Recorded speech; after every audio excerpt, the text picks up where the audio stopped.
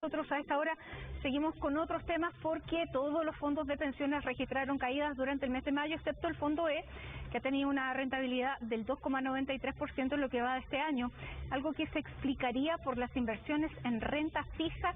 Vamos a conversar más del tema, nos acompaña Paloma Ávila. ¿Cómo estás, Paloma? Cuéntanos. Hola Mati, ¿cómo estás? Muy buenas tardes. Claro, porque según el último informe de CIEDES, se dice entonces que todos o prácticamente todos los multifondos de la AFP han tenido rentabilidad negativa. Esto exceptuando solamente, como tú ya adelantabas, al fondo E, el más conservador, que sabemos que durante los últimos meses habría sufrido una caída bastante importante que afectaba sobre todo a las personas que ya están a punto de jubilar, por lo que era una noticia bastante negativa en ese tiempo y que ahora sí se toma bastante bien. Esta rentabilidad al alza está en torno al 0%, para ser exactos, es un 0,03% de alza el que registra entonces el fondo E durante este mes de mayo. Y como ya lo mencionabas también, estos números son más o menos representativos de lo que ocurre durante todo el año 2022, ya que todos los fondos, exceptuando solamente el fondo E, también registraron en su totalidad rentabilidades siempre negativas. Revisemos los números. Por ejemplo,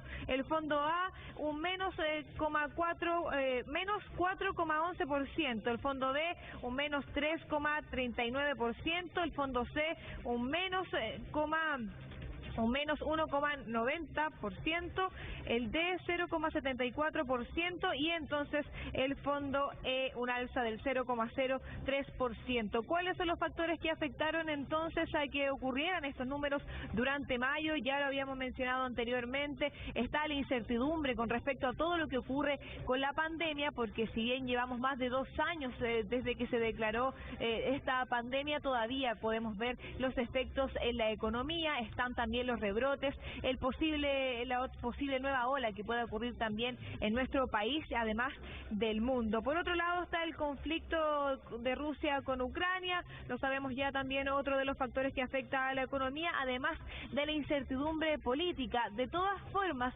se dice que este último ítem, la incertidumbre política, no está afectando de tal manera como se esperaba, ya que dicen que el borrador de la Constitución no es tan negativo para la economía como se esperaba, o eso al menos es lo que dicen los expertos. Conversamos entonces con quienes realizaron este estudio y esto fue lo que nos dijeron. ¿Qué ha ocurrido? Hemos visto cómo la incertidumbre por la pandemia y los rebrotes, así como también el conflicto en Ucrania, siguen afectando los mercados internacionales, las bolsas en el mundo. Hemos visto caídas en Estados Unidos, en Europa, en Asia, en los mercados emergentes. Y si bien en Chile el IPSA ha tenido un buen desempeño, este se ha visto afectado por la caída en el dólar también durante las últimas semanas. En el caso de los fondos conservadores, los hemos visto más estables, producto de un discurso cada vez más moderado por parte del gobierno y también por la interpretación de algunos actores económicos que han visto en el borrador de nueva Constitución un texto mucho menos radical. Rodrigo Gutiérrez entonces detallando los factores que afectaron entonces a la caída de la mayor cantidad de los multifondos, pero que de todas formas hace que el fondo E registre una pequeña alza que va, por lo menos en lo que va de este año 2022, en un 2,93%. Una buena noticia, lo decíamos entonces, para todo aquel sector que ya está a punto de jubilar, pero esto tiene otro efecto secundario, podríamos decirlo así, porque la tasa de interés de cierta forma impulsa a la renta fija y de todas formas entonces la renta fija se transforma en una buena oportunidad de inversión. Sobre eso conversamos con algunos expertos que nos decían que, por ejemplo, en este momento sí sería bueno invertir, por ejemplo, en un fondo mutuo o también en un depósito a plazo en UF, esto si es que no se tiene pensado sacar el dinero muy próximamente. Y por último, otro tipo de inversión, pero ya más a largo plazo, como lo son los activos inmobiliarios. Más detalles acerca de esto con Sebastián Secuanza, el gerente de Economía y Estrategia del Banco Vice Inversiones.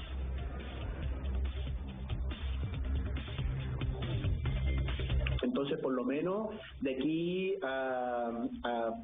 a finales de año, sigue siendo a lo mejor tener una posición importante de los ahorros, por ejemplo, en este tipo de alternativas de renta fija en UF principalmente, y eventualmente hacia fines de año, pensando que a lo mejor ya la inflación puede ser ya más baja, o ya pensando de que las variaciones mensuales del IPC ya no van a ser tan altas como las que estamos viendo hoy día, empezar a mirar a lo mejor este tipo de instrumentos en pesos como los depósitos a plazo.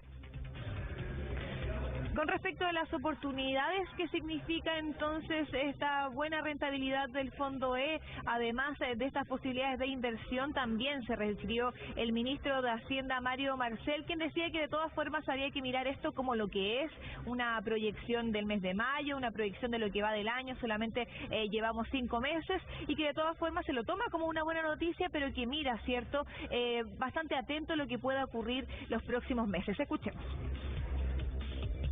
El Fondo E, en cambio, que es el fondo, ¿cierto?, de renta fija, que está compuesto fundamentalmente por renta fija nacional, tuvo un pequeño incremento que lo que refleja es que las tasas de interés en Chile, las tasas de interés de largo plazo en Chile han tendido a bajar en el último mes.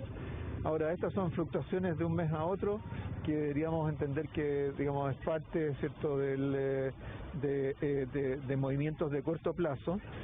Creo que no deberíamos comparar este tipo de ajuste en un plazo muy corto con los que se dieron durante la crisis, que fueron de magnitudes considerablemente mayores.